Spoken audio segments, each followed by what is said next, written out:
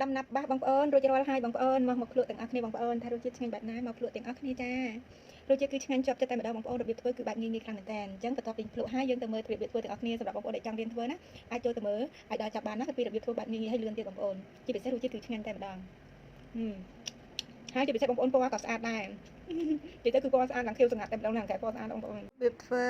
បែបងាយៗបងប្អូនគ្រាន់តែយកកបោកូរជាមួយនឹងទឹកបងប្អូនហើយយើងទុកសម្រាប់ត្រាំបាសនៅពេលដែលយើងឆ្កឹះគ្រាប់ពីរួចបងប្អូនអាចពុះជា2ក៏បានបងប្អូនអាចឆ្កៀលយកតែគ្រាប់ចេញក៏បានដែរបងប្អូនតែសម្រាប់ខ្ញុំគឺខ្ញុំឆ្កឹះយកគ្រាប់ពីចេញពុះជា2តែម្ដងហើយឥឡូវខ្ជិលពេកគឺត្រាំទឹកអំបិលពុះជា2ត្រាំទឹកអំបិលហើយឆ្កឹះគ្រាប់ច្បាច់យកគ្រាប់ចេញវាលឿនបងប្អូនតែបើបងប្អូនពុះជា2ឆ្កឹះនឹងអត់ត្រាំទឹកអំបិលវាស្រួយជាងយើងធ្វើត្រាំទឹកអំបិលណាបងប្អូនអញ្ចឹងបងប្អូនពីជំរើសហ្នឹងបងប្អូនយកមួយណាក៏បានដែរបងប្អូនរបៀបធ្វើគឺយើងអាចត្រាំទឹកអំបិលហើយពុះជា2ត្រាំទឹកអំបិលហើយច្បាច់គ្រាប់វាងាយឬមួយក៏បងប្អូនពុះជា2ហើយឆ្កឹះគ្រាប់ចេញក៏បានដែរបងប្អូនអញ្ចឹងសម្រាប់របៀបធ្វើគឺយើងធ្វើបែបហ្នឹងណាបងប្អូនយើងយកគ្រាប់ពីចេញឲ្យអស់បន្ទាប់មកគឺយើងយកវាទៅលាងទឹកធម្មតាពីប៊ីទឹកឲ្យអស់ជាតិអំបិលណាបងប្អូនសម្រាប់យើងត្រាំទឹកអំបិលអញ្ចឹងហើយចាំយើងយកទៅត្រាំជាមួយនឹងទឹកកបោបងប្អូនហើយការត្រាំជាមួយនឹងទឹកកបោហ្នឹងគឺយើងត្រាំវាទុកមួយយប់បងប្អូនមួយយប់ហ្នឹងគឺវារឹងសាច់ល្អហើយបងប្អូននេះឃើញទេសម្រាប់មួយយប់អញ្ចឹងគឺវារឹងសាច់ល្អខ្លាំងមែនតើអញ្ចឹងល្មមសមយើងអាចយកវាទៅលាង2 3ទឹកចោលអញ្ចឹងណាបងប្អូនយើងលាងនិយាយទៅឲ្យស្អាតកបោចេញទៅណា4 5ទឹកក៏បានដែរបងប្អូននិយាយទៅលាងឲ្យស្អាតជាតិកបោទៅបងប្អូនលាងច្រើនទឹកកាន់តែល្អហើយបងប្អូនយកវាមកដាក់ស្ងោរបងប្អូនអញ្ចឹងយើងសម្រោះវាមួយផ្លែតមកបន្ទាប់មកយើងដាំទឹកឲ្យពុះទៅបងប្អូនចាក់វាចូលទៅក្នុងទឹកក្តៅប៉ុន្តែបងប្អូនត្រូវស្ងោរជាមួយនឹងឆ្នាំងស្ពាន់ទៅពណ៌វាស្អាតបងប្អូនអញ្ចឹងបងប្អូនកូរវាឲ្យសព្វមកទុកប្រហែលជា5នាទីណាបងប្អូនសម្រាប់ការទុកហ្នឹងគឺយើងទុកតែ5នាទីទេបងប្អូនយើងទុក5នាទីហើយយើងស្រង់វាចេញមកបងប្អូនត្រាំជាមួយនឹងទឹកត្រជាក់ម្ដងហើយយើងយកវាទៅលាងសម្អាតឲ្យស្អាតមកពេលដែលយើងត្រាំជាមួយនឹងទឹកត្រជាក់ហើយបងប្អូនគឺយើងយកវាទៅលាងសម្អាតពីប៊ីទឹកឲ្យស្អាតទៀតមកបងប្អូនបន្ទាប់ពីយើងលាងហើយយើងសម្រោះវាទុកបន្តិចមកបងប្អូនអាចយកវាទៅត្រាំជាមួយនឹងស្ករបានហើយបងប្អូនអញ្ចឹងសម្រាប់បាសនេះចំនួន1គីឡូគឺខ្ញុំដាក់ស្ករ2ខាំកន្លះបងប្អូន2ខាំកន្លះគឺរសជាតិល្មមតែម្ដងហើយបងប្អូនកុំភ្លេចដាក់អំបិលចូលបន្តិចផងណាអំបិលដាក់មួយចុងស្លាបព្រាកាហ្វេបានទេបងប្អូនកុំដាក់ច្រើនពេកយើងដាក់ដើម្បីឲ្យរសជាតិផ្អែមរបស់យើងវាមុតបន្តិចអញ្ចឹងណាអញ្ចឹងបងប្អូនដាក់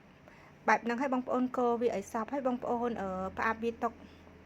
កន្លះម៉ោងទៅ1ម៉ោងក៏បានបងប្អូនឬក៏បងប្អូនផ្អាប់ប្រហែលជា20នាទីក៏បានដែរបងប្អូនបន្ទាប់ពីបងប្អូនផ្អាប់ហើយបងប្អូននឹងឃើញទឹកស្ករដែលវានៅខាងក្រោមហ្នឹងណាបងប្អូនវាចេញជាទឹកស្ករមកបងប្អូនយកទឹកស្ករហ្នឹង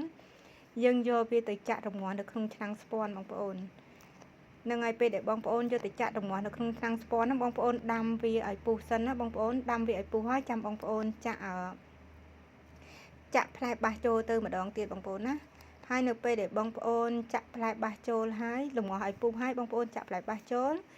គឺបងប្អូនរងាស់ជាមួយនឹងភ្លើងកុំខ្លាំងពេកបងប្អូនឲ្យភ្លើងល្មមៗទៅយើងរងាស់រៀងយូរដែរបងប្អូនយើងមើលទៅឲ្យវារៀងស្ករនឹងរៀងខាប់បន្តិចប៉ុន្តែមិនបាច់ខាប់ខ្លាំងទេព្រោះយើងត្រូវការជាតិទឹកនៅក្នុង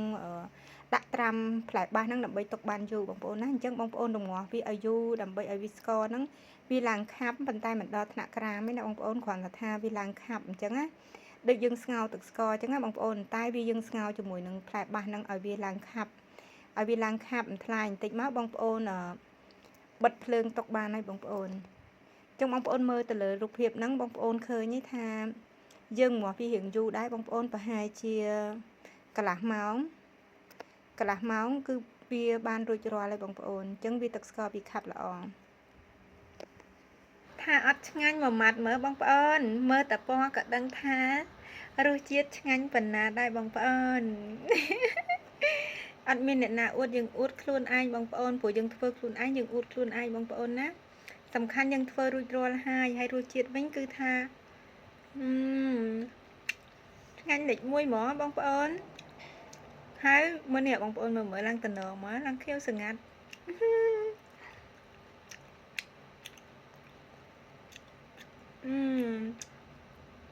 ឆ្ងាញ់បងប្អូនខ្ញុំញ៉ាំអស់ច្រើនមកខ្លាំងមែនតើនេះតាំងពីធ្វើហើយតាំងពីក្តៅរហូតដល់តិចហើយនេះញ៉ាំអស់ច្រើនខ្លាំងមែនតើមកព្រោះថារសជាតិវាឆ្ងាញ់ខ្លាំង មានផ្លែបាសនៅផ្ទះកុំបោះចោលបងប្អូនអើយបេះមកយកមកធ្វើដំណាប់បងប្អូនបែបងាយៗហីវីដេអូមាននៅក្នុង Channel YouTube ណាបងប្អូន